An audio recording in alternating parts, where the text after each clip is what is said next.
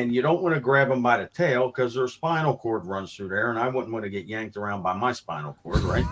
So the videos I had watched were right in front of their back legs. There's like a shelf underneath, and you can grab underneath and lift them up, and they can't bite you that way. And they also can't bite down, so you can put one hand under their on the bottom of their shell and carrying that way. Well, this guy, I was using, I think it was by Savage Gear. It was a 12-inch snake wake bait. It was articulating, snake.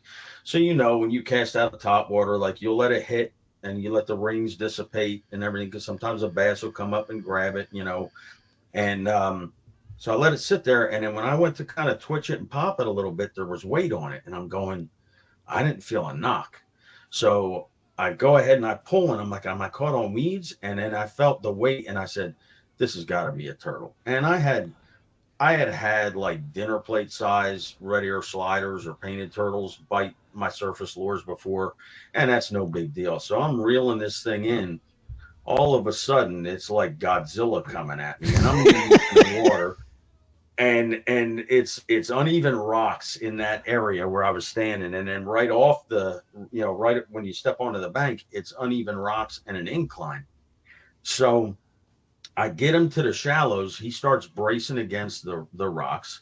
He's got his paw was as big around as my palm. And that's not counting his claws. His head was bigger than my fist, and he had one in his mouth and one in his right paw, front paw. Oh my So I gosh. get the one out of his mouth, and I'm trying to use a stick to keep his head away, like block his head, and so I could get the one out of his paw. He pushed the stick out of the way, bit the snake again. This time he sinks the front treble hook deep in his mouth, and he bit the snake in half.